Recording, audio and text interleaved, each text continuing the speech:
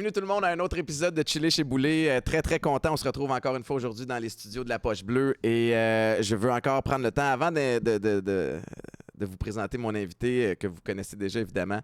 Mais je veux prendre le temps de remercier encore une fois Éduc-Alcool. Éduc-Alcool qui existe depuis si longtemps, qui met beaucoup d'efforts dans le but de sensibiliser puis d'éduquer les gens aux risques liés à la consommation d'alcool. Puis là, on change un petit peu leur approche cette année et souhaite accompagner les gens dans les réflexions qu'ils ont face à l'alcool, se questionner. Et se questionner puis avoir des réflexions dans la vie, c'est toujours une bonne chose. Maintenant, je reçois nul autre que Daniel Henkel, qui... je suis vraiment content de vous recevoir. Je sais que vous êtes parti de loin ce matin pour être ici. C'était pas évident avec le trafic, mais je l'apprécie énormément. Vous êtes extrêmement inspirante. Qu'est-ce qui vous... Premièrement, tu sais, on a lancé l'invitation. Agréablement surpris que vous ayez accepté parce que je me disais, Madame Henkel qui s'implique dans toutes sortes de causes qui sont nobles, qui inspirent les femmes à prendre les rênes de leur vie, se lancer en affaires, qui inspirent des hommes aussi en affaires, vient participer au podcast Chiller chez Boulet. Pourquoi vous avez accepté? Mais c'est parce que je suis encore une petite fille. Chiller, j'aime ça. Vous aimez ça, chiller? Mais oui. vous êtes dans les médias, évidemment. On vous a vu dans L'Œil du Dragon. On vous a vu dans toutes sortes d'apparitions quand il est temps de parler de finances aussi. Puis, vous voyez ça comment, le virage vers les podcasts? Je trouve ça très intéressant. Très, très intéressant parce que ça permet d'abord à ceux qui créent des podcasts de pouvoir s'exprimer en toute liberté, sans être arrêtés par des normes, des règles, des publicités, mais aussi de rentrer dans des sujets qui, quelquefois, sont pas toujours, je dirais, très drôles, mais qui sont nécessaires. Je dis souvent que lorsqu'on veut corriger quelque chose, on doit aller vraiment creuser vers cette chose-là pour en ressortir autant le côté sombre que le côté lumière. Parce qu'on ne peut pas corriger les choses quand on les ignore, quand on ne veut pas les voir. Les podcasts, pour moi, c'est un peu ça. C'est de parler sincèrement, en toute authenticité, sur des sujets qui nous passionnent, nous, parce que c'est nous qui faisons les podcasts, mais en même temps, permettre à ceux qui nous écoutent d'en bénéficier, mais de se questionner eux-mêmes. Puis, si je peux renchérir, ce que j'entends là-dessus aussi, c'est de se permettre d'avoir des discussions qui vont durer peut-être plus longtemps que 3 minutes et demie avant la publicité. Exact. Et des discussions, des fois, se permettent de la maladresse. Oui! Tu sais, d'avoir des discussions, puis je vois aussi un parallèle avec la cancel culture, tu sais, d'annuler. On veut avoir raison, on tasse, puis on évite des discussions qui nous permettraient d'avancer. Est-ce que tu veux avoir raison ou tu veux qu'on avance? Donc, tu sais, de comprendre le point de vue de quelqu'un d'autre, ça se fait pas en 3 minutes et demie, justement. Pas du tout. Et c'est une des raisons pour lesquelles je dis avoir le temps. Le temps, aujourd'hui, c'est une denrée rare. Le temps, aujourd'hui, on en a pris conscience peut-être un petit peu plus lors de la pandémie, à quel point on avait perdu ce temps-là, le temps de l'amitié, le temps du regard, le temps de l'amour, le temps des enfants, le temps de nous, tout simplement. Le temps d'une pause, aussi. Le temps de penser. Donc, je crois que on regarde aujourd'hui, 2 ans, 3 ans après la pandémie, c'est comme si on avait tout oublié. On revient encore à la vitesse grand V. Mais ces podcasts-là, pas tous, dans tout. Il y a du bon, il y a du moins bon. Mais dans la majorité des cas, ça nous met vraiment en perspective et ça nous questionne et ça nous fait évoluer en tant qu'individu. Vous semblez avoir fait vos recherches sur les podcasts. Je sais que vous avez une division Henkel Media. Est-ce qu'on se dirige vers quelque chose d'intéressant de ce côté-là? Je crois que oui. Enfin, je dirais pas je crois que oui. Oui, mais ça va être fait de façon très inhabituelle.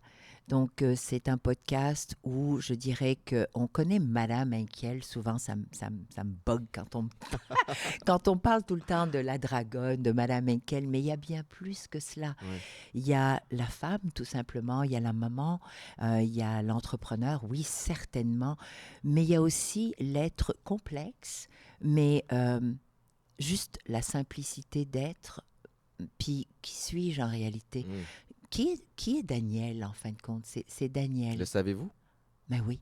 Ah oui. Mais j'apprends à découvrir Daniel et aussi Madame Henkel tous les jours. Comment vous jonglez avec tous ces chapeaux-là? Parce que, tu sais, vous êtes mère, vous êtes chef d'entreprise, vous êtes aussi, tu sais, vous inspirez des gens, ça vient avec une responsabilité aussi, Énorme. puis un poids.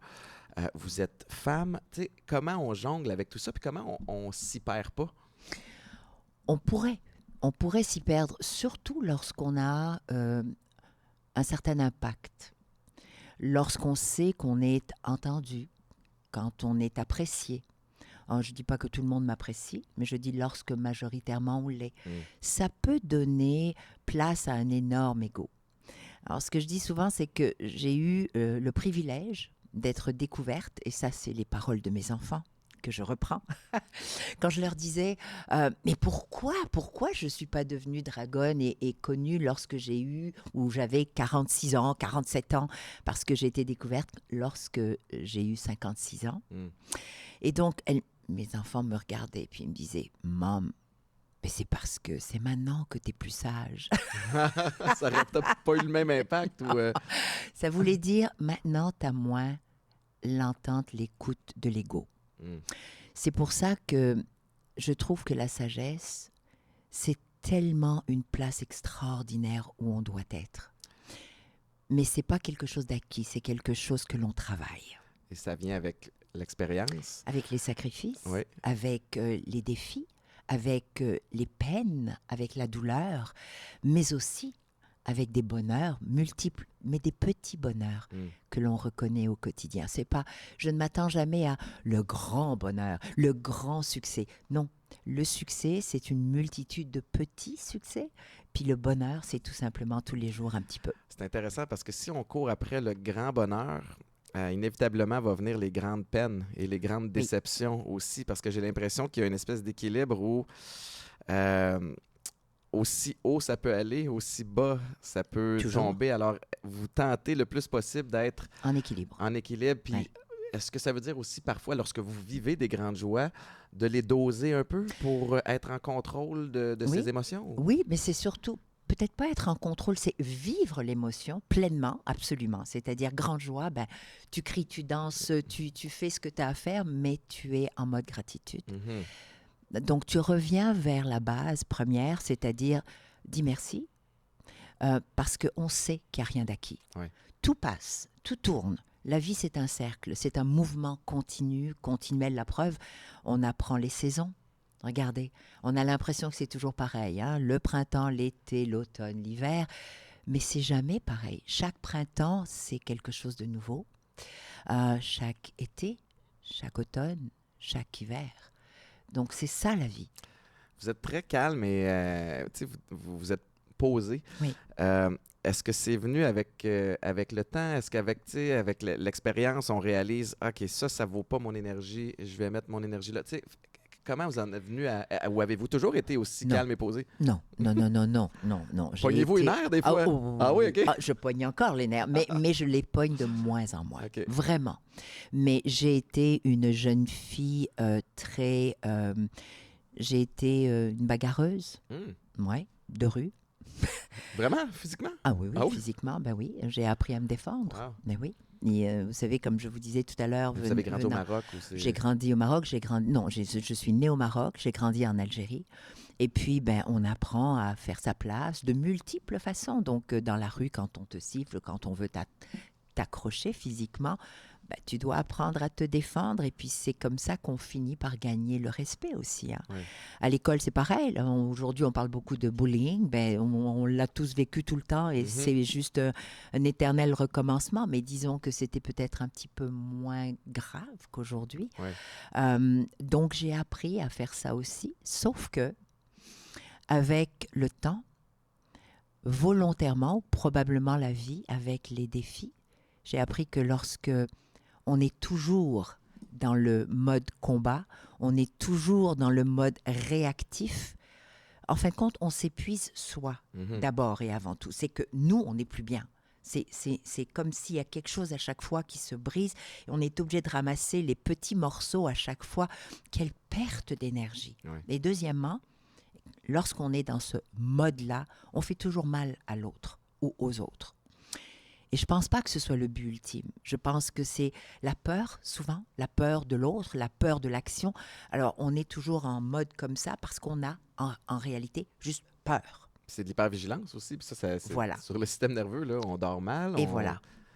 on développe des maladies. Exact. Alors, on ne devrait pas être... Oui, il y a des moments où il y a vraiment un moment où on doit être en mode de se protéger parce qu'on est en danger de quelque chose. Donc, c'est pas de ça dont je parle. Je parle d'être toujours en mode de « ben là, pourquoi tu me parles comme ça? Ben là, pourquoi tu m'attaques? Mais là, pourquoi tu... » Puis, on pense toujours que l'autre, c'est peut-être parce qu'on a mal compris, mal interprété, qu'on a nos propres perceptions, parce qu'on est d'une origine différente, d'une culture différente, d'une génération différente. Et on prend les choses différemment. Mais si on prend le temps juste de un pas de recul et de se dire, est-ce que c'est moi? Est-ce que c'est mon miroir?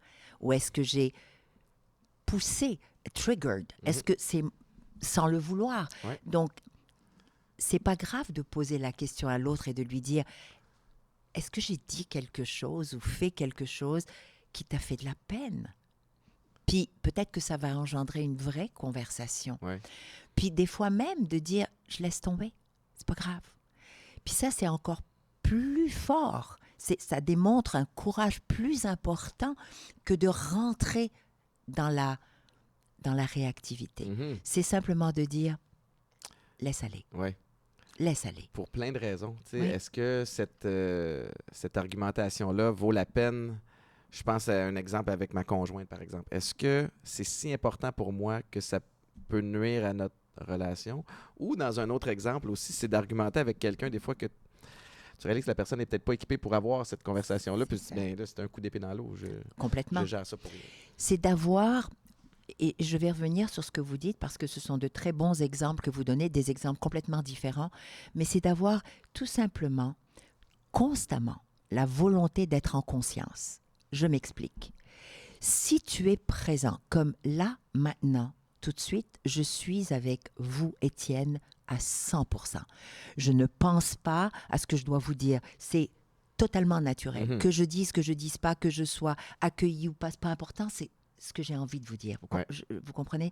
Et donc, je suis en pleine conscience de ce qui est en train de se passer, de cette énergie. Donc, je suis avec vous et je me dis comment je vais répondre pour que ce soit le plus vrai possible, pour que je puisse passer le message et recevoir le message. Vous voyez, lorsqu'on est plus sur la même longueur d'onde, c'est parce qu'on n'a pas pris le temps de comprendre d'où vient l'autre à ce moment-là. Je reviens à votre exemple avec votre conjointe, moi avec mon conjoint, combien de fois, oui, on a eu à se calmer, Oui. parce que c'est pas vrai que dans un couple, c'est toujours calme.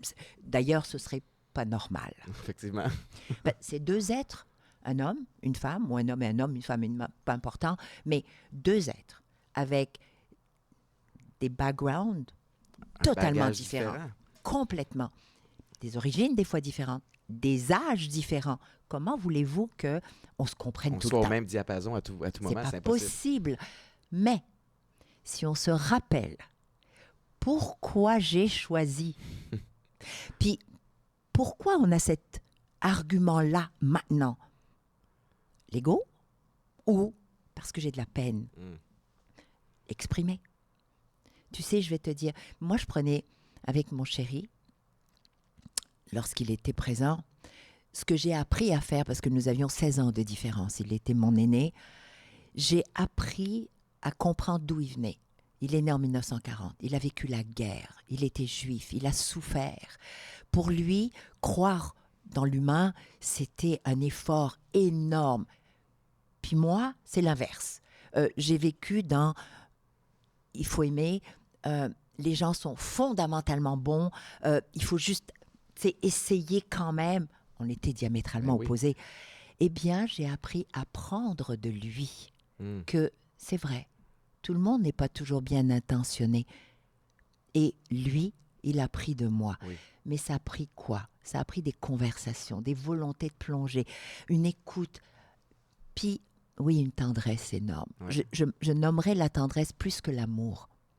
Parce que la tendresse, le respect de l'autre, c'est d'accepter qu'il a besoin de son espace à un moment donné. C'est d'accepter de dire, tu sais quoi, pas maintenant, demain, tantôt. Mais d'être capable de l'exprimer Oui. de façon adéquate, c'est pas évident.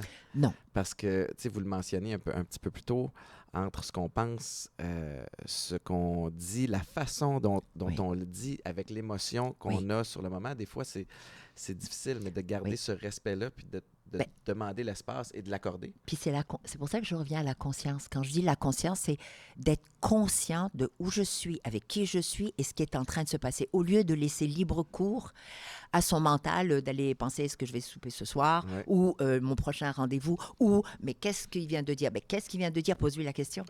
Repose, reformule. C'est la même chose dans la vente. Quel art? La vente, c'est un art. C'est l'art de négocier entre des êtres humains pour un but ultime, mais personnel aussi. Oui. Donc, il faut qu'on sache qu'il n'y a personne qui part perdant. C'est pas facile. Idéalement. Oui. Ça dépend de la relation. Tu sais, est-ce que Exact. si c'est pour une vente de maison, par exemple, Oui. bon, ben là, souvent les gens vont vouloir tirer la couverte un petit peu plus de Absolument. leur côté. Mais sinon, c'est de façon collaborative. Mais il faut l'exprimer aussi. Oui. Il faut dire, j'ai l'impression que vous souhaitez en tirer profit. Mm. On comprend, je comprends. Mais c'est pas possible. Oui. Donc, est-ce qu'on est capable de trouver un juste milieu? Voici ce que je m'attends. Voici le besoin. Oui ou non? Si c'est non, tu as le droit. Tu as le droit. Tu as le droit de vouloir en tirer le maximum profit. Mais si c'est pas quelque chose qui m'intéresse, walk away. Mm. C'est parfait. Vous voyez, c'est de savoir. Je trouve ça extrêmement intéressant. Puis je vais pointer un dénominateur commun dans les gens qui m'entourent, qui ont votre profil.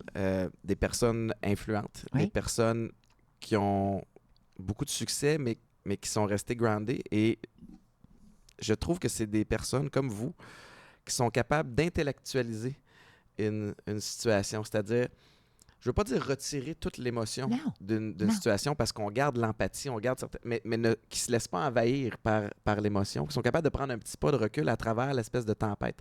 Tu sais, c'est vraiment intéressant. Puis la relation avec votre conjoint, ça a dû prendre beaucoup de patience. Beaucoup.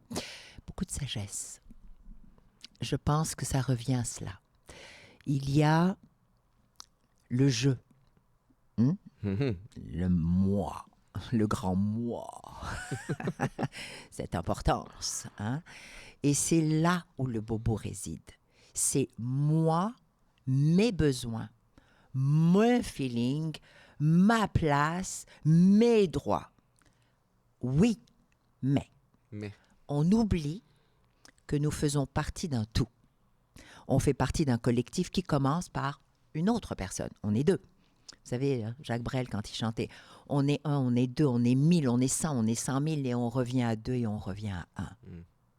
C'est ça la vraie vie. Donc, si on veut faire partie d'un tout, si on veut faire partie d'un collectif, de laisser une marque, de laisser un leg, de savoir que notre vie a servi à quelque chose, que ce soit auprès de nos enfants, auprès de nos amis, auprès de notre famille ou d'un collectif plus large, ben, il faut, oui, reconnaître le soi, mais dans ce collectif-là. Oui.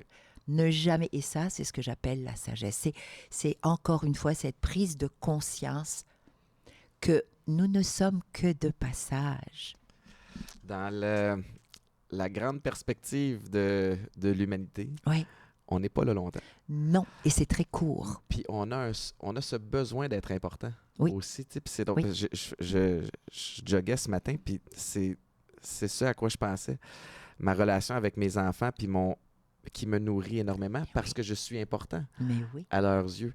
Puis je me demande pourquoi c'est si important d'être important pour quelqu'un. Puis des fois, on peut s'y perdre aussi, tu sais, à vouloir... On a besoin. L'être humain, Étienne, tous et chacun. Et ça, si on le reconnaît, et si on l'accepte, mais si on sait quoi en faire, c'est que l'être humain, sa nourriture première, c'est d'être aimé. Mm. C'est vital. On a besoin de savoir que l'on compte énormément, j'ai rajouté ce qualificatif, pour quelqu'un ou pour un groupe Ouais. ou pour une société. Sauf que Lorsqu'on ne s'accroche qu'à cela, c'est parce qu'on n'a pas appris à s'aimer soi. Ça part d'ici, hein. C'est si j'arrive à m'aimer, ça veut dire quoi? À m'aimer, ça veut dire à comprendre un tant soit peu. Oublions pas, hein, c'est un travail quotidien. Vous m'avez posé la question tout à l'heure. J'apprends encore qui je suis. Je ne suis pas arrivée à savoir encore complètement qui je suis. Je découvre tellement de cordes à mon arc à chaque fois. À chaque fois que je me dis, ça, je ne peux pas y aller, c'est pas mon domaine, je ne suis pas sûre d'être bonne. Pourquoi je ne suis pas sûre d'être bonne? Parce que dans ma tête, ici, quelque part, ce fameux ego me dit, oui, mais si tu te plantes, ils vont donc dire que t'es donc nono. Ben, je suis arrivée au point où je me dis, mais je m'en fous. Non, mais sérieux, je m'en fous. Moi, je veux voir si je suis capable. Oui. Moi, je veux comprendre. Peut-être que je vais découvrir quelque chose d'exceptionnel. Oui. On a tous et toutes des capacités, mais incommensurables. On n'utilise que 1% de notre cerveau, vous imaginez? Donc, j'ai décidé, moi, de faire de mon mieux pour essayer d'aller au-delà de « je veux qu'on m'aime ». Bien sûr que je veux qu'on m'aime. C'est l'ultime besoin. Mais je veux d'abord et avant tout apprendre à me respecter. Apprendre à m'aimer moi. C'est-à-dire d'accepter de dire « j'ai mal », de dire « je dis non », de dire « je prends une retraite », de dire « je m'occupe de moi ». Ça, c'est s'aimer soi. Puis, pour en arriver là, il faut être capable de reconnaître les signes, que ce soit dans nos comportements, dans nos réactions, dans, tu sais, moi, c'est passé à travers une thérapie où on m'a montré des outils que j'essaie d'appliquer au quotidien. Puis des fois, je me vois aller dans, OK, là, je suis raide dans mes propos, puis c'est pas normal. C'est normal. Mais dans le sens où c'est que c'est signe qu'il y a quelque chose d'autre qui n'est pas adressé. C'est parce que c'est quelque chose d'autre qui vient de déclencher, encore une fois, et ça vient la peur, le doute, peur de perdre, peur de ci. Enfin, c'est juste ça, c'est quand on la reconnaît, on doit l'adresser, on ne doit pas l'ignorer. C'est là où on grandit et c'est là où on fait des miracles.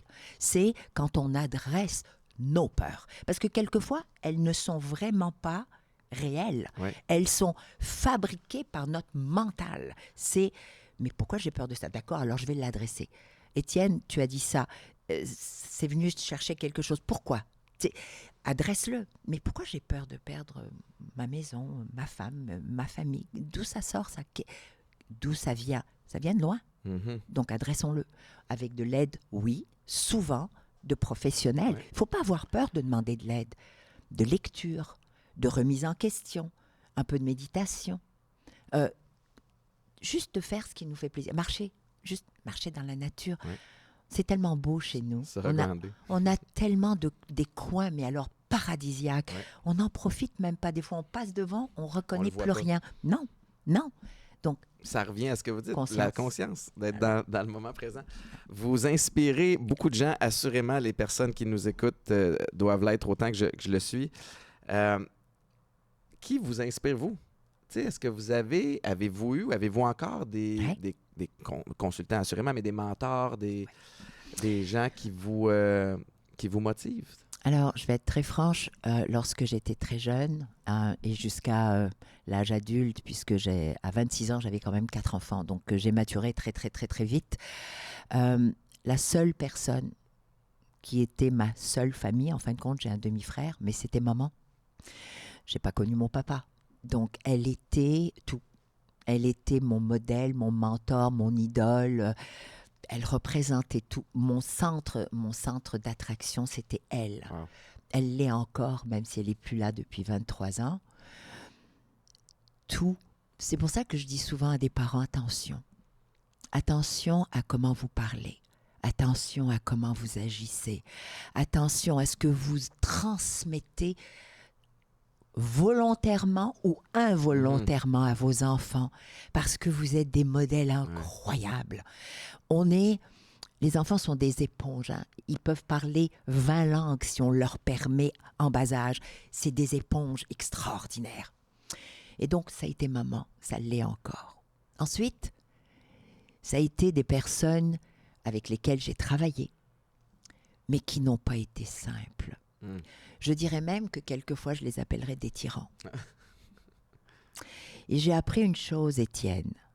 J'ai appris que c'est pas toujours ceux qui vous font rire, ceux qui vous disent que t'es beau, belle, que tu fais les choses très bien, qui sont vraiment ceux qui te veulent le plus grand bien. Ce sont ceux qui vont te pousser au maximum de tes possibilités.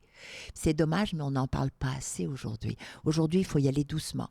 Aujourd'hui, il faut faire attention à ce qu'on dit. Aujourd'hui, moi, j'ai pas été élevée comme Ouais. ça. Et Non j'ai plus. pas été formée comme ça.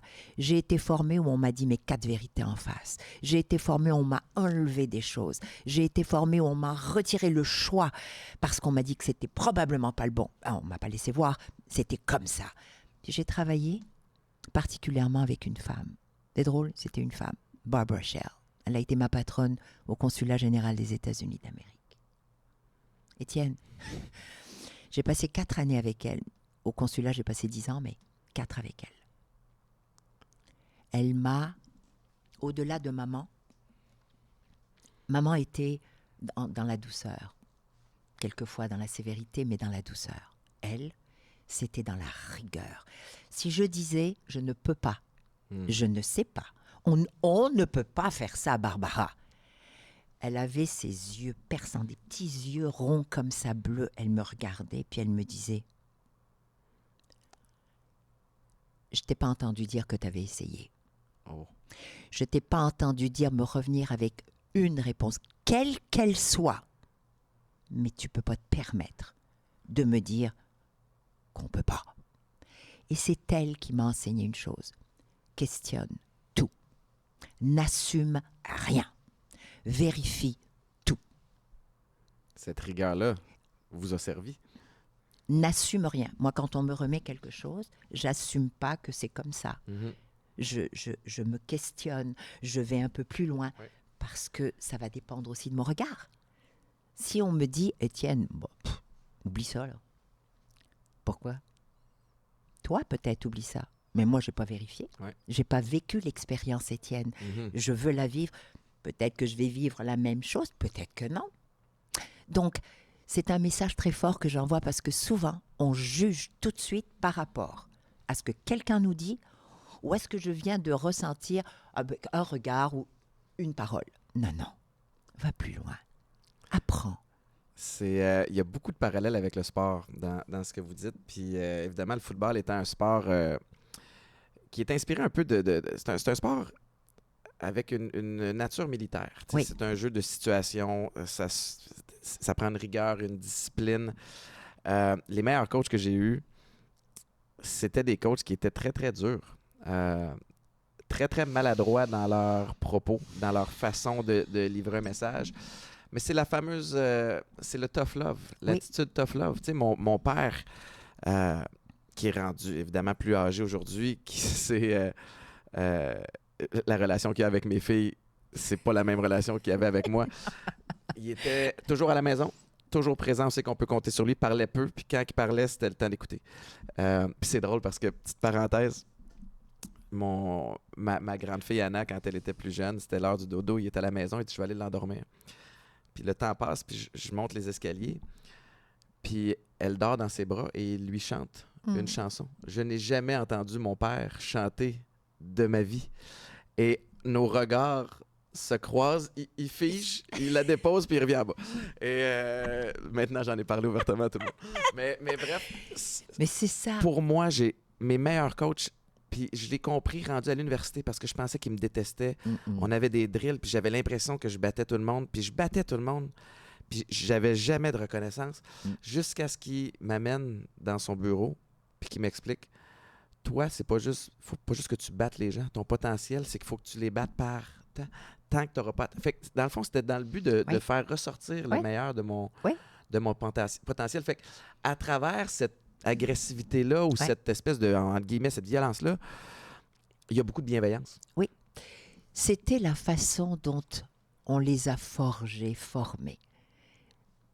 Votre Mais papa, moi, ça me plaît. oui, mais votre papa, pareil. Oui. Tu sais, il a probablement été élevé comme ça. Mm-hmm. Puis n'oublie pas, hein, nos mamans, c'est elles qui éduquent. C'est les mamans. Donc un homme, ça pleure pas. Un homme, c'est fort. Ouais. Un homme ne peut pas se permettre de montrer qu'il est faible. Parce que faible, pour nous, avant, nos grands-mères, Ouais. etc., ben, c'était quelqu'un qui allait montrer ses émotions. Mais ce qu'on a oublié de ce temps-là, c'est que c'était aussi un être humain, Ouais. avec des émotions, avec des besoins aussi, des fois de hug, de tendresse. La comparaison que vous faites avec le sport, elle est tellement bonne par rapport aussi à l'entrepreneur. Parce que un entrepreneur tough love. Mhm. Ah, Seigneur. Puis souvent, c'est lonely at the top. Ouais. Et quand je dis le top, ça ne veut pas dire qu'il a réussi. C'est juste lonely at the top. Quand tu es patron de un individu ou 100, tu as des responsabilités. Puis tu peux pas te permettre d'aller pleurer sur les épaules de l'un et de l'autre, ou de leur dire que ça va mal, ou de leur dire que la banque te tape à la porte, ou de leur dire qu'il n'y a pas assez de ventes. Il faut que tu le fasses de façon à ce qu'il y ait un encouragement, que tu puisses l'aider, que tu peux rassurer en même temps. Mais qui te rassure, toi? Ouais. Quand tu rentres à la maison en plus, un autre veston. Le veston de « tout va bien Ouais. ». Chérie, il ne faut pas l'inquiéter. Ben non, faut pas l'inquiéter. Les enfants non plus. Tout va bien. Ils n'ont pas à vivre ça. Voilà. Alors, Mais cette soupape-là, il faut la... mais c'est pas de mise, là. C'est dangereux. Mhm. La maison, c'est... Je fais un parallèle et je m'en excuse en anglais. Il y a vraiment une différence qui dit « the house or the home The home. Ouais. C'est chez moi, chez nous, c'est mon lieu de paix. C'est le safe space. C'est le safe space. C'est là où je peux communiquer avec ceux que j'aime et qui m'aiment. Si là, je ne suis pas capable de laisser la soupape en toute émotion simple, pure, rien de c'est grave, c'est pas grave. On n'est pas là. On est mon cœur, j'ai juste besoin de parler. Mhm. D'abord comme de l'autre, femme ou homme. Mais c'est là que ça doit se passer. C'est là où on partage tout. C'est là où on se sent soutenu. C'est ce que j'ai appris avec mon homme à moi. C'était là où je pouvais redevenir une petite fille. Ouais. Et c'est là où lui se permettait de me dire, c'est aujourd'hui, chérie, c'est moyen. Et c'est là où il me disait, tout simplement, on n'a pas besoin de grand-chose. Je suis là. Ouf. C'est fort. Tout va aller. C'est rassurant. Mais c'est parce qu'il sait qui je suis. Ouais. Il savait que ça me prenait juste ça. Je suis là. Si je peux me permettre, aujourd'hui, à qui vous parlez? À mes enfants. Ouais.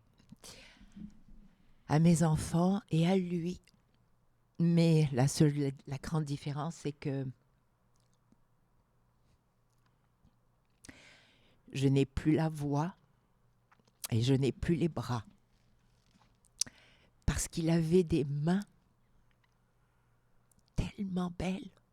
Mais vraiment, il avait une particularité dans ses mains. Et à chaque fois qu'il m'enveloppait, parce que c'était ça tous les jours. Le matin, je me levais souvent avant lui, préparer le café, le petit déjeuner. Et il avait cette habitude de venir sur la pointe comme si je ne l'entendais pas.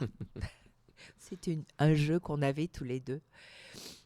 Et il arrivait doucement, puis tout d'un coup, il m'enveloppait de ses bras, puis il posait sa tête sur mon cou, puis il me disait « Comment va mon petit oiseau ?» Et on avait un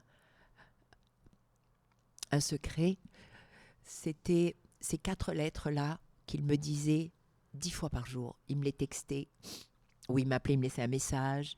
C'était C, la lettre C, K, K, T apostrophe M. C'est qui t'aime. Ah, c'est cute. Et je lui répondais, mais c'est toi. Et il me disait, bonne réponse. Donc ça, c'était notre truc tous les jours. Ouais. Juste ça. Puis c'est un contact. Oui, Tu sais, c'était un il contact. est là. tu sais. Oui, il est là. Et ça, voyez-vous, Étienne, c'est ce qui manque le plus. C'est cette séparation du physique, de ce lien qui rassure. Donc, je me contente aujourd'hui de lui parler, de lui raconter, quelquefois de le brasser, parce que des fois, je lui dis, pourquoi t'es parti si vite? Ouais. On n'avait pas fini. J'avais pas fini. Ouais. Alors aujourd'hui, grâce à mes petits-enfants, mes enfants, mes amis, mon travail que j'adore. J'aime ce que je fais, si vous saviez à quel point. J'arrive à avancer un jour à la fois, un pas à la fois. Je retombe des fois, souvent, mais j'accepte. J'accepte les vagues et des fois c'est des tsunamis, Étienne. Merci d'aller là. T'as Puis de plaisir. le partager parce qu'il y a C'est ça, c'est la réalité, c'est pas autrement. beaucoup de gens vivent avec des deuils et doivent continuer d'avancer. Puis j'imagine que c'est facile de s'y perdre aussi, tu sais, d'essayer de se garder occupé le plus longtemps possible pour ne pas avoir à penser. Tu sais, vous faites pas ça, là. Non, je veux pas faire ça. Je dois rester en conscience. Ouais. Donc, quand je vois venir la vague, je m'arrête et je me retire. Un exemple, j'adore mes enfants, j'adore mes petits-enfants. Qui ne peut pas aimer ça? Puis le lien qu'on a en plus, il est très, très fort. Mais vous voyez, je suis capable de leur dire, mamie, file pas. Ouais. Et donc, mon énergie n'étant pas la meilleure, je reste à la maison. Mais maman vient... OK, maman. Je sais quand il faut que... Et puis c'est correct. Ouais. C'est mon moment. C'est mon moment, en fin de compte, avec lui. Ouais. C'est juste ça. C'est mon moment avec lui.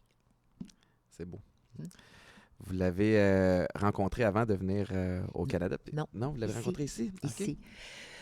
Oui, j'ai été mariée pendant 27 ans avec le papa de mes enfants. On a divorcé, j'ai rencontré Marc. Et puis, ça a commencé par une très belle amitié. C'est devenu un grand amour. Wow. Un amour, je l'ai dit tout à l'heure, qui n'a rien à voir avec les fameux « waouh, tata » ou les papillons, les cils. Non, pas du tout. Ça a été une marche, pas tranquille, vers la découverte l'un de l'autre, avec tous les hauts et tous les bas que ça comportait. On n'était pas toujours d'accord.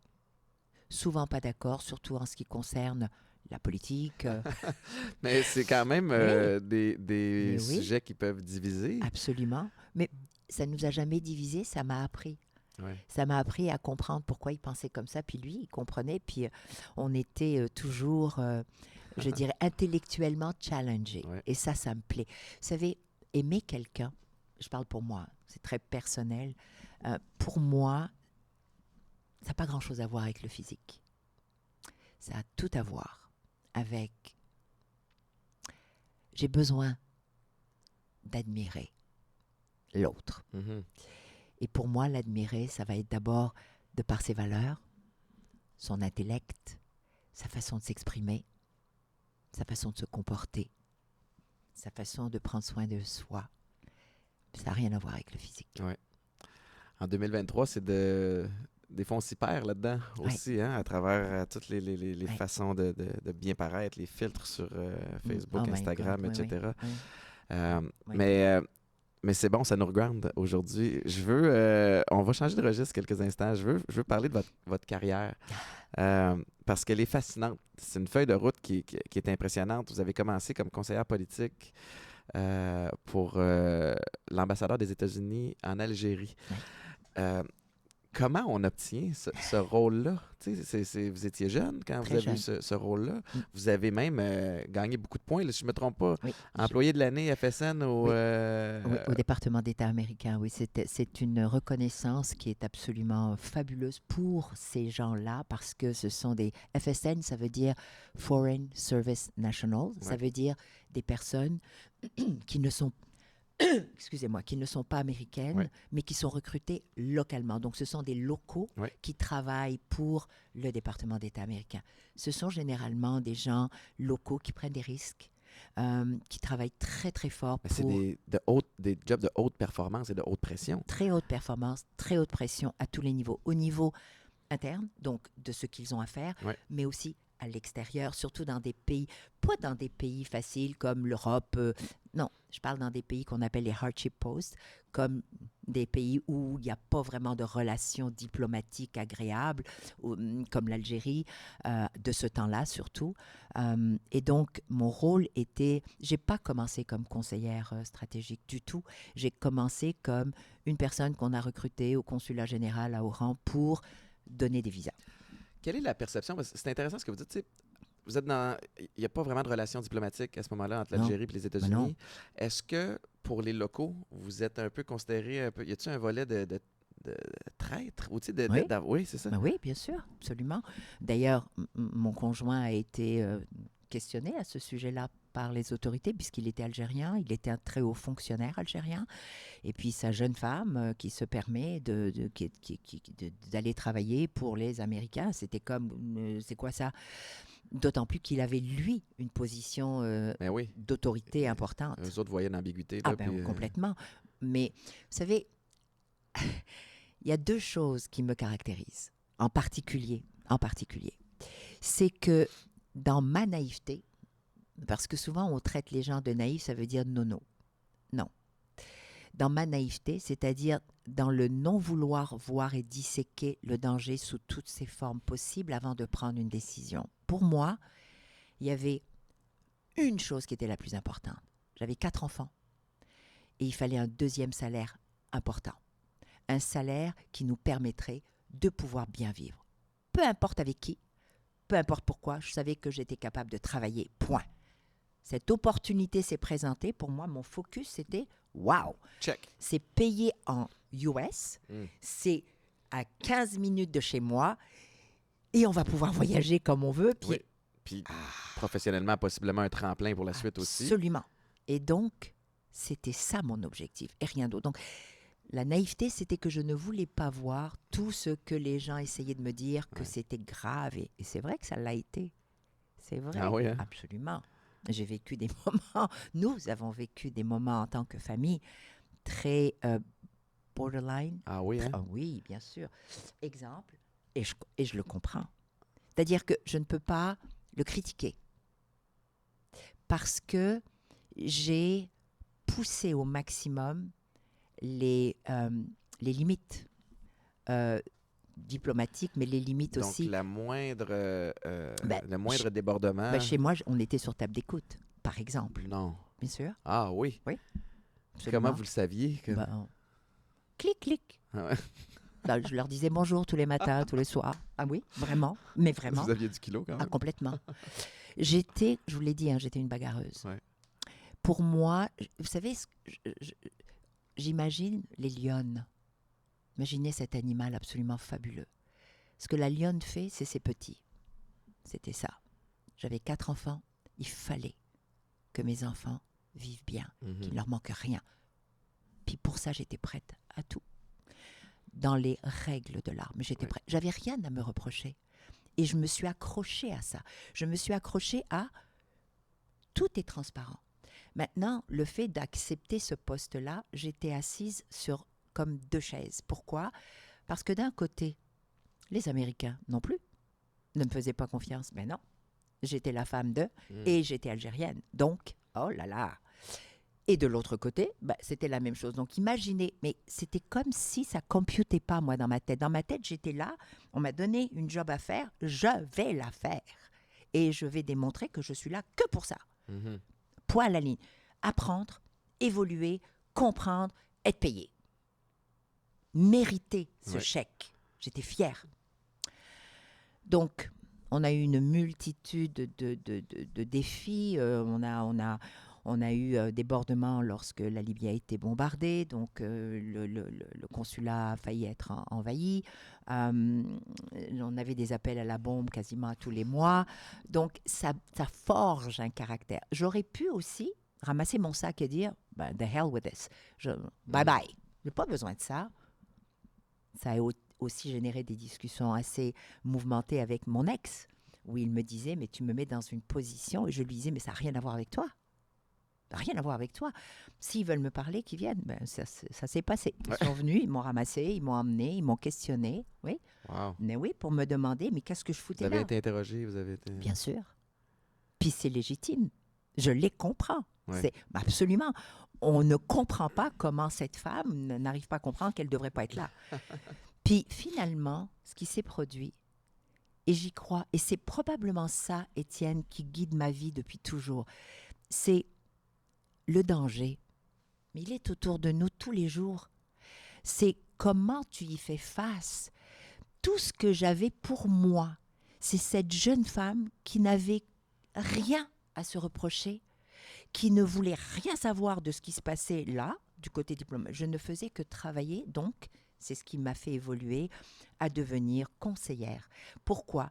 Parce que j'avais réussi finalement, avec le temps, avec les façons de faire, à comprendre ce que les Algériens ne voulaient pas ou voulaient, ce que le commerçant américain, parce que les compagnies américaines voulaient venir en Algérie, voulaient collaborer.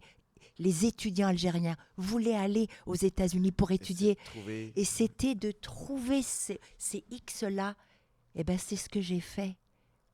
Et c'est comme ça que j'ai été reconnue. Je suis arrivée à faire rentrer des hauts fonctionnaires au consulat, à l'ambassade, à permettre à des entrepreneurs de se parler, à régler des perceptions.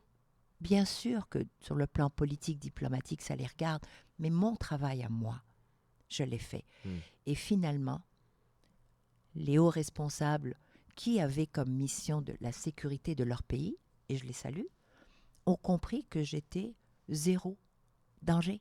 Je ne faisais que travailler, livrer ce qu'on m'avait demandé de livrer dans les règles de l'art, en respectant tout ce qui devait être respecté. C'est tout à votre honneur. Mais vraiment. Et là, vous avez grandi, vous êtes arrivé, parce qu'il y a un volet de votre carrière qui est vraiment intéressant, puis je pense qu'il va en inspirer plusieurs aussi, c'est que vous vous êtes lancé en affaires au Québec à 44 ans? 44 ans. 44 ans. Je vais enchaîner avec la question Éducalcool. On a la question Éducalcool, encore une fois.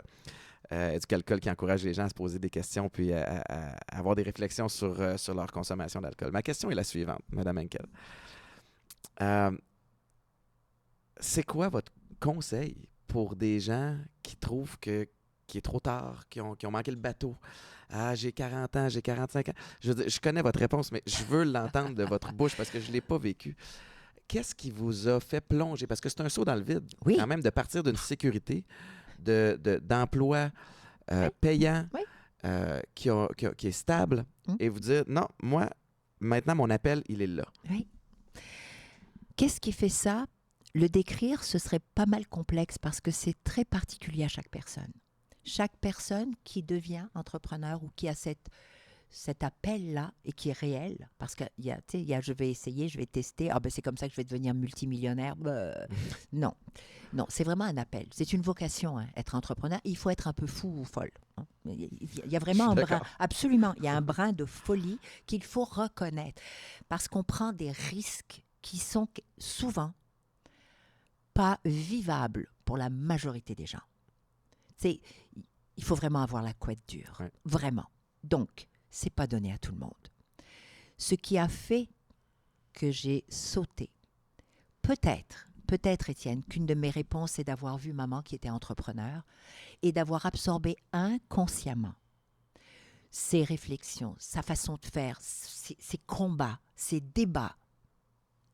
Et peut-être qu'en moi, c'était déjà ça. Mais tout ce que je sais, c'est qu'à un moment donné, j'ai dit, c'est assez.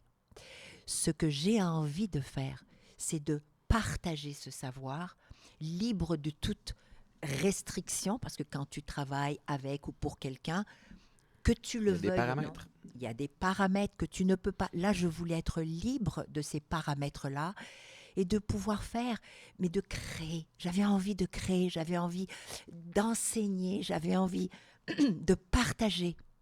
C'est cette passion-là qui m'allume et qui me consume encore aujourd'hui. C'est, mais qu'est-ce que je peux faire pour améliorer, rendre les choses et notre société encore meilleures? On a tout pour plaire, mais qu'est-ce qui nous arrive? Pourquoi est-ce qu'on a baissé les bras? Pourquoi est-ce qu'on s'attaque les uns les autres alors qu'on devrait au contraire se soutenir? Oui, donc j'essaye à travers ces discussions, ces actions, ces participations à différentes causes, à montrer qu'il n'y a pas d'âge. Vous savez, j'ai tourné je ne sais pas si je vais l'appeler un clip, mais c'est sur Enkel Média, où je dis, il est trop tard. Il est trop tard de quoi? Je veux dire, mais pourquoi est-ce qu'il serait trop tard quand on pense que c'est de nous dont il s'agit? Ça veut dire, si j'ai 65 ans et que j'ai rêvé toute ma vie, Étienne, de pouvoir me partir, je dis n'importe quoi, j'ai envie de faire des gâteaux, hein? Puis ça commence dans ma cuisine, puis ça va peut-être devenir ou rien du tout. Mais j'ai envie de commencer à le partager avec ma famille, avec des amis. Ça me fait plaisir. J'ai bâti, j'ai élevé, j'ai donné. What about me? Si c'est à 65 ans, mais fais-le. Vous savez, j'ai eu le plaisir de parler avec une dame qui était venue me voir lors d'une de mes conférences et elle est venue me partager le fait qu'elle avait 69 ans, bientôt 70, et qu'elle avait toujours rêvé de devenir avocate et qu'elle n'avait jamais osé. Et là, je l'ai regardée, je lui ai dit « Pourquoi ?» Elle me dit « Comment ça, pourquoi? C'est ridicule. Vous me voyez à 70 ans arriver sur les bancs d'une école ou d'une université avec des petits jeunes. » Et je l'ai regardée encore et je lui ai dit « Mais pourquoi ?» Je n'ai pas répondu « Mais pourquoi ?» Et là, elle continuait de s'expliquer. Et à chaque fois, je lui disais « Mais pourquoi ?» C'était juste ça. Et à un bout de ligne, elle me regarde et elle me dit « Mais pourquoi pas ?» Elle m'a écrit 1 an après. À 72 ans, elle était en train d'obtenir son diplôme. Wow. J'ai des frissons. Je vous jure. Et elle va se reconnaître si elle entend. Et elle me dit mais je revis.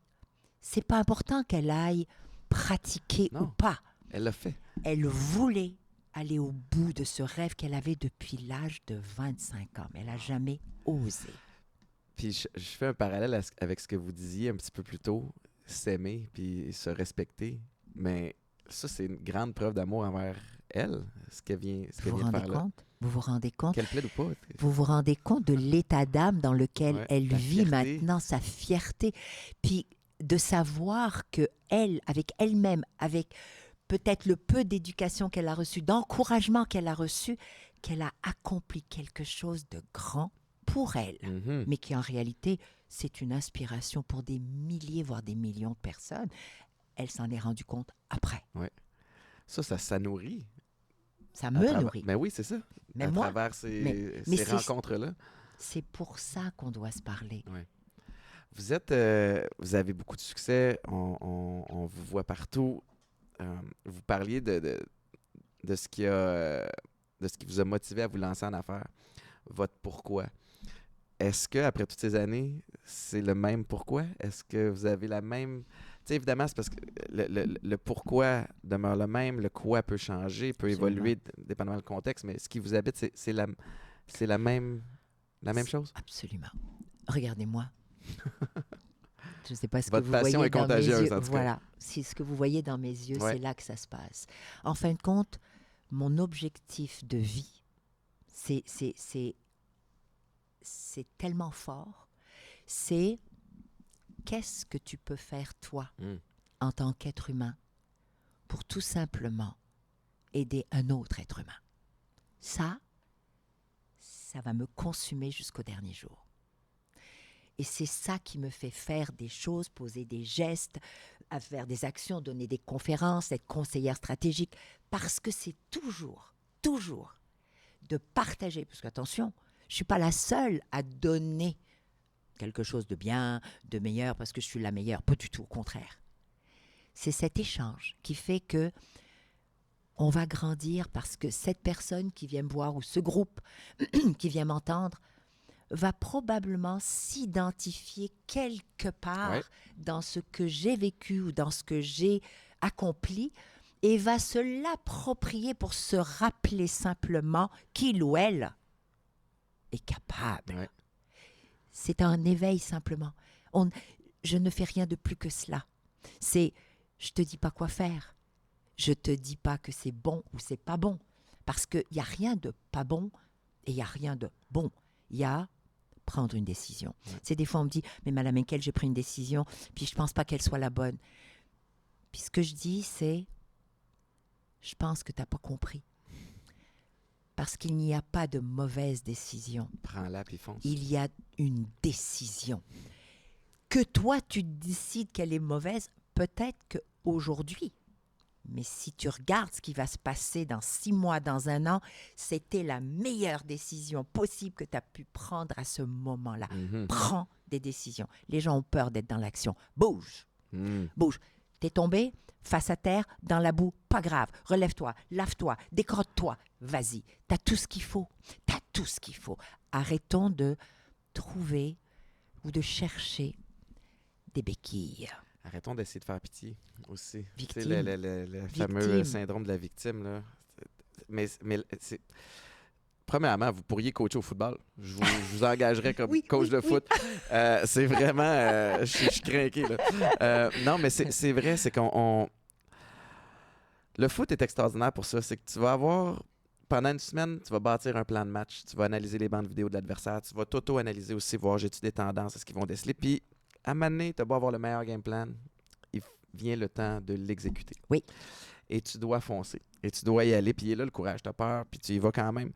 Puis, en cours de route, tu regardes, puis tu analyses au besoin. Oui. Mais il faut que tu fonces en premier. Puis, le chemin, tu vas le découvrir en le marchant. Oui. Moi, j'ai... Puis avec les autres, Étienne. Tu sais, on est en équilibre aussi avec l'équipe, avec nous. Nous, on est ce qu'on est parce qu'on a une spécialisation où on est fort dans un domaine, on a un don, appelle-le comme ça. Hein, Moi, j'ai un don. C'est le don de la communication. J'ai pas appris, j'ai pas fait du théâtre, j'ai pas fait de la com, de savoir parler devant une caméra ou de ça. Pas du tout. C'est qui je suis. Donc, quand les gens me disent, mais où est-ce que vous avez appris? J'ai pas appris, j'ai appris la vie. J'ai appris à 14 ans comment regarder l'autre, comment déceler rapidement le danger ou pas pour survivre. Donc aujourd'hui, la communication, c'est cela. Ouais. C'est d'être capable de rester présent avec quelqu'un, mais entièrement pour être capable de déceler. C'est pas le bon moment, c'est pas la bonne personne, c'est le bon. C'est important. Et c'est ce qu'on ne fait plus. Étienne, vous et moi, depuis tout à l'heure, on se regarde dans les yeux. C'est merveilleux. C'est merveilleux. Le nombre de fois que je cherche les yeux des gens. Ah oui, hein? Parce que on ne veut pas montrer tout ce qui se voit. C'est l'âme, hein? C'est dommage. Parce que... Oui. Mais c'est dommage, on ne se voit plus, on ne se regarde plus, on regarde notre téléphone, Étienne. Est-ce que vous avez cette approche-là en amitié et en affaires? C'est-à-dire, je vais reformuler ma question. C'est qu'on regarde des chiffres, on regarde des tableaux, on regarde, puis on analyse, puis on analyse les risques. Oui. Puis des fois, on oublie l'humain derrière. Puis depuis les succès d'Atypique qui sont évidemment... je suis loin d'être à votre niveau, mais... Non, vous ne savez pas à quel niveau propose... je suis. Vous voyez? Perception. Non, mais c'est vrai. On me propose plein de projets. Oui. Et j'en ai refusé un récemment. J'étais fier de moi. C'est même un projet où je suis allé me promener. Je suis allé en voyage pour aller faire une analyse, pour rencontrer les gens. Puis le projet, sur papier, extraordinaire. Mais c'était pas les bonnes personnes qui avaient ce projet dans les mains. Je pense que c'était fondamentalement des bonnes personnes, mais je le filais pas. Non, mais ça vous parlait pas. Mais si j'avais pris cette décision-là que sur papier, avec le processus décisionnel que je me suis fait, je serais allé, puis j'ai décidé de pas y aller. Les gens qui vous entourent, quand vous engagez, vos consultants, votre équipe, votre cercle rapproché, je pense que vous avez un instinct puis une expérience qui fait en sorte que ces réflexes viennent rapidement. Mais sinon, de quelle façon vous prenez ces décisions-là? Je les prends, mais je pense qu'on a souvent vu comment je prenais mes décisions lorsque j'étais au Dragon. Souvent, j'étais très calme et je ne parlais pas beaucoup au début. J'observais la personne, les personnes. Mes collègues posaient plusieurs questions, puis après ça, j'arrivais avec une question ou deux. Pourquoi? Parce qu'encore une fois, tout est là. Tout est dans comment tu te tiens, comment tu regardes, comment tu utilises tes mains, comment tu réponds à une question. Est-ce que tu réponds vite? Est-ce que tu es super préparé ou trop préparé ou pas assez préparé? Parce que moi, ce que j'aime, c'est que quand quelquefois il y a de la place à je sais pas. Quand c'est trop je sais, C'est vrai, ça me rend inconfortable parce que c'est pas vrai qu'on sait tout. On peut savoir, on est rendu où? C'est quoi nos chiffres? Notre marché correspond à quoi? Mais de tout savoir? Il y a trop d'impondérables. il y a trop- Beaucoup trop d'impondérables. Et c'est d'ailleurs pour ça, des fois, que je leur disais, mais vous venez au Dragon pour ça. Pour essayer d'avoir des fois, tout simplement, un éclaircissement sur quelque chose, une suggestion, une direction. C'est pas juste de l'argent. Souvent, et c'est ce que j'aimais, c'est que il fallait plutôt donner un conseil ou deux, pas que de l'argent. Quand tu Ouais. donnes des fois de l'argent et qu'il n'y a pas l'accompagnement adéquat, Mhm. ça sert absolument à rien. C'est vrai. Ça prend et les fonds et l'accompagnement, les deux ensemble. En plus, prends-toi un mentor, prends-toi un coach. Ouais. Ne s- Assure-toi que tu n'es jamais arrivé au point où tu vas te dire « je sais ». Hmm. Tu sais jamais. Et il n'y a rien d'acquis. On peut monter là. Vous pensez que nous avons eu, ma famille et moi, dans les multiples entreprises, les quelques entreprises, et moi en tant que dragonne, parce que j'ai investi dans plusieurs entreprises. Aujourd'hui, j'en ai juste une que j'ai gardée quand même. Des grands défis, des pertes, des échecs. Je suis encore là. Mhm. On remonte. Tu sais, tantôt, je vous disais être entrepreneur. C'est pas juste le dire. Les plus grands entrepreneurs que l'on connaît, que l'on admire, que l'on aime, ici aux États-Unis, en Europe, ont tous fait faillite à quelque part dans leur vie. Se sont tous cassés la gueule Ouais. quelque part dans leur vie. Et pas qu'une fois. Pas qu'une fois. Pourquoi? Parce que c'est ça la vie. Il n'y a pas de honte à ça. Ça fait partie d'un parcours et c'est comme ça qu'on apprend. Donc, ne pas avoir peur de dire « ça va pas bien », Ouais. mais de savoir à qui s'adresser, qui aller chercher, comment j'ai été, est-ce que j'ai été honnête? Je vais parler d'un exemple très simple, les banques. Ah, les banques, les banques, les banques, les banques. Oui, les banques. OK. Oui, non. Parce qu'elles ne sont pas toujours proactives. Elles ne voient pas toujours le potentiel. Elles n'ont pas de risque. Elles ne prennent pas de risque. C'est comme ça. Quand on le sait, on comprend. $1 for $1. OK, parfait. Mais si pendant le partenariat, collaboration, on est, nous, entrepreneurs, suffisamment ouverts, transparents, et qu'on a une conversation vraiment honnête Oui. avec notre vis-à-vis bancaire, mais il faut la demander parce que des fois, on n'a pas le bon vis-à-vis non plus, puis C'est on vrai. demande de changer. C'est vrai. Il faut savoir faire ça aussi. Pas accepter, mais de dire non, non, ça ne me convient pas. Moi, je veux un conseiller ou une conseillère. Et d'être capable de dire 6 mois avant que ça soit trop tard. Écoute, là, j'ai de la difficulté. Est-ce que tu peux m'aider? Est-ce que tu peux me conseiller? Est-ce que tu peux me recommander un consultant, une consultante? Est-ce que tu peux? Parce que j'ai besoin d'aide. C'est là où on peut parler. Ça m'est arrivé. Si je suis depuis plus de 23 ans, 24 ans avec la même banque, les mêmes banques, on n'est pas qu'une. J'ai une personnelle et une pour le travail. Je n'ai pas changé. L'une, je l'ai depuis 92, l'autre, je l'ai depuis 96. Je n'ai jamais changé de banque. Pourquoi? Parce que ça va bien? Pas du tout. Parce que c'est le watatao? Pas du tout. Parce que lorsque ça allait bien, ils savaient toujours à l'avance que ça allait aller très bien, ça allait aller moins bien ou que ça allait pas aller. Oui. Et Le canal de communication Voilà. était ouvert. Voilà. Et quand j'ai eu besoin d'avoir du soutien, surtout pendant la pandémie, comme tout le monde, eh bien, la banque avec qui je suis, avec qui on a des hauts et des bas, s'est rappelé que j'étais en toute transparence et en toute authenticité et que je ne devais rien. Mm.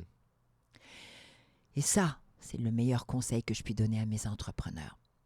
Assurez-vous de comprendre, excusez-moi, qui est en face de vous, qui vous choisissez pour vous accompagner et soyez le plus transparent possible. Il ne faut pas avoir honte et il ne faut pas avoir peur de dire « ça va pas bien ».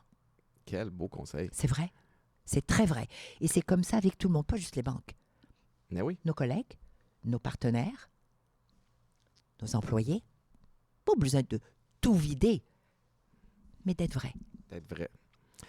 Madame Henkel, ça fait 1 heure qu'on discute. J'ai l'impression qu'on pourrait en parler, on pourrait se parler encore 2 autres heures. Je pense que ce message-là qu'on laisse aux gens qui nous ont écoutés, que vous me laissez Merci. aujourd'hui, est extraordinaire. Ça me fait du bien de discuter avec vous. Merci. Où on peut vous écouter en conférence. Je vais inviter les gens à vous suivre. Vous avez votre site web, vous avez toutes sortes de choses. Là, c'est le temps de la shameless plug. OK? Comme vous avez vu, là, j'ai les breuvages atypiques, j'ai le casque des Alouettes. C'est Fait que parfait. pluguez tout ce que vous voulez plugger, c'est le moment. Il n'y a pas grand-chose. Si les gens veulent savoir ce que je fais, j'ai un site qui m'est dédié, qui est à moi, parce que j'essaye. On veut séparer la femme de l'entreprise, qui est maintenant les entreprises Daniel Henkel. Ça, c'est le défi de tout entrepreneur, Oui, hein? effectivement. De devenir inutile au sein de son entreprise pour que ça continue de rouler. Non, Et là aussi, mon Dieu, on aurait pu... Ben non, mais allez-y, prenez votre temps. Ce que j'allais vous dire, c'est savoir lâcher prise. J'ai lâché prise envers mes enfants. Ils ont été à mes côtés, pour certains 20 ans, pour d'autres 16 ans. Et le jour où j'ai décidé que j'allais transférer mon entreprise, le groupe Les Entreprises Daniel Henkel, à 2 de mes filles, l'aînée et la petite Linda et Amel, elles m'ont dit « Maman, t'es sûre, mais tu sais, t'as ton bureau, tu vas rester ici, tu fais... » Et j'ai fait « Oui, mon bureau va rester là parce que j'aime mon bureau, puis je vais recevoir les gens que je veux ici. » Mais non. Et aujourd'hui, à part de se parler pendant 5-10 minutes sur « Je veux rien savoir », vous savez pourquoi? Parce que le jour où j'ai décidé que c'était à elles, c'est à elles. Pas d'ingérence. Pas du tout. Si elles ont besoin de moi, elles savent où me trouver. Et elles le font. Quand elles ont besoin d'un conseil avec un partenaire que nous avons depuis tout le temps, parce qu'on est très loyaux. On a des partenariats depuis 25 ans. Donc, on ne change pas facilement. On apprend à se comprendre, on apprend à voguer dans nos différents changements, mais on ne change pas facilement. Je suis comme ça, dans tout. Et mes filles sont restées, mes enfants sont comme ça aussi. Donc, j'ai laissé ça, mais avant de laisser, j'ai créé Henkel Media. Et c'est là où ma passion se met. C'est pour ça qu'aujourd'hui, j'offre danielhenkel.com. C'est l'autrice, la conférencière, la conseillère stratégique. Donc, si quelqu'un est intéressé, ils peuvent aller là. Mais j'aime ce que je fais, j'adore ce que je fais. Puis, j'annonce que nous allons sortir, ma fille et moi, un podcast prochainement, qui va d'ailleurs parler de sujets que souvent on ne parle pas, mais des vrais sujets de société, autant sur le plan personnel que professionnel que sociétal. Et ça va être intéressant. Et j'espère que j'aurai le plaisir de vous avoir. Avec grand plaisir. Merci infiniment. Écoutez, tout est dit. J'apprécie beaucoup. Je sais que vous êtes occupé. J'apprécie aussi votre déplacement. Puis très hâte de voir la sortie de votre Merci à vous. Bravo podcast. aussi. Me permettez-vous de vous dire bravo pour tout ce que vous êtes d'abord, parce que ce que vous faites, c'est parce que ce que vous êtes. Bravo d'avoir pu aussi voguer au travers des multiples défis et d'être droit comme un piquet. Puis vous êtes beau à voir. Vous êtes vraiment, vous êtes quelqu'un de très beau. Ça fait une grande Puis différence. Santé, surtout. Santé. Merci beaucoup. À vous et à ceux que vous aimez. Merci, Mme Henkel. Un plaisir. J'apprécie. Un plaisir. Encore une fois, danielhenkel.com, son site web, invité grâce à Éducalcool. Merci beaucoup à la gang d'Éducalcool qui m'encourage. Évidemment, vous aurez compris le fit et la cohérence avec mon parcours, avec Atypique et avec leur message. Merci beaucoup. On se retrouve la semaine prochaine pour un autre épisode de Chili chez Boulay.